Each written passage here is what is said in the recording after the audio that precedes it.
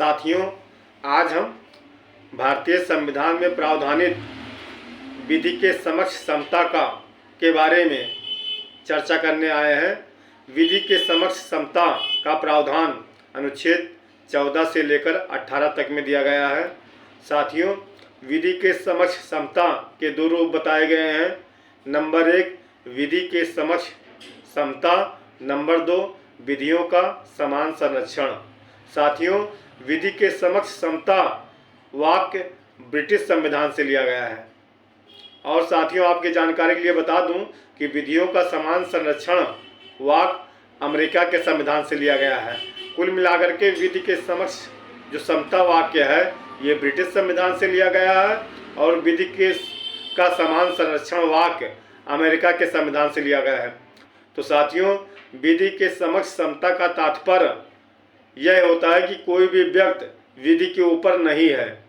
इसका अपवाद केवल आपराधिक संप्रभुता उन्मुक्ति का सिद्धांत ही है, जो अनुच्छेद 361 में दिया गया है। साथियों, जिसमें यह कहा गया है कि राष्ट्रपति या राज्यपाल के विरुद्ध उसके पदावधि के दौरान न तो कोई आपराधिक वाद किसी भी न्यायालय में दायर किया जाएगा और न तो चालू रखा जाएगा और न ही कोई गिरफ्तारी वारंट निकाली जाएगी। प्रतिकर के मामले में यह सिद्धांत लागू नहीं होता है। साथियों, एक महत्वपूर्ण वाद है कस्तूरी लाल का मामला है, जो 1965 में आया था। इस मामले में प्रभुता उन्मुक्ति के सिद्धांत लागू किया गया था, किंतु बीना शाह के मामले में, रुदल शाह के मामले में, भीम सिंह खत्री के मामले में यह सिद्धांत प्रतिकर के मामले में लागू नहीं किया गया। साथियों, अब आइए हम चर्चा कर लेते हैं कि विधियों का समान संरक्षण का तात्पर्य क्या होता है। साथियों, विधियों का समान संरक्षण का तात्पर्य यह होता है कि समान परिस्थितियों वाले व्यक्तियों के साथ समान व्यवहार का किया जाना, अर्थात एक वर्ग के अधीन आने वाले व्यक्तियों के साथ समान व्यवहार किए जाने पर दूसरा वर्ग आपत्ति नहीं कर सकता है कि दूसरे वर्ग के साथ उस वर्ग जैसा व्यवहार नहीं किया गया। साथियों, ये जो वर्गीकरण है, ये जो क्लासिफिकेशन है, ये फेयर, जस्ट एंड रीजनेबल होनी चाहिए। साथियों, एक मामला आया था मेनका गांधी बनाम भारत संघ AIR 1978 सुप्रीम कोर्ट, जिसमें ऑनरेबल सुप्रीम कोर्ट के द्वारा यह जजमेंट डिलीवर किया गया कि जो क्लासिफिकेशन है ये फेयर, जस्ट एंड रीजनेबल होनी चाहिए। साथियों,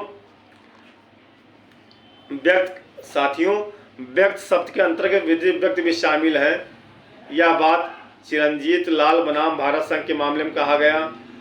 साथियों, अनुच्छेद 14 का लाभ विदेशी व्यक्ति को भी प्राप्त है। साथियों, EP रोहप्पा बनाम तमिलनाडु राज्य के मामले में यह कहा गया कि समता और मनमानापन एक दूसरे के कट्टर शत्रु हैं। एक और मामला आया मिट्ठू बनाम पंजाब राज्य, जिसमें साथियों व्यक्त शब्द के अंतर्गत विधि व्यक्ति भी शामिल है। यह बात चिरंजीत लाल बनाम भारत संघ के मामले में कहा गया। साथियों, अनुच्छेद 14 का लाभ विदेशी व्यक्ति को भी प्राप्त है। EP रोहप्पा तमिलनाडु राज्य के मामले में यह कहा गया कि समता और मनमानापन एक दूसरे के कट्टर शत्रु हैं। साथियों, मिट्ठू बनाम पंजाब राज्य AIR 1983 सुप्रीम कोर्ट के मामले में भारतीय दंड संहिता की धारा 303 को इसलिए असंवैधानिक घोषित किया गया कि वह अनुच्छेद 14 का उल्लंघन करता था, जो एक आजीवन कारावास की सजा काट रहे कैदी द्वारा हत्या किए जाने पर मृत्युदंड का प्रावधान करता था, जबकि जेल के बाहर के व्यक्तियों के द्वारा हत्या किए जाने पर आजीवन कारावास मृत्युदंड दिए जाने के सजा का प्रावधान था। साथियों, एक केस और सरिता 1983 के मामले में हिंदू विवाह अधिनियम की धारा 9 को आंध्र प्रदेश उच्च न्यायालय द्वारा असंवैधानिक घोषित किया गया, किंतु बाद में सर्वोच्च न्यायालय द्वारा उसे सरोज रानी 1984 के मामले में संवैधानिक घोषित किया गया।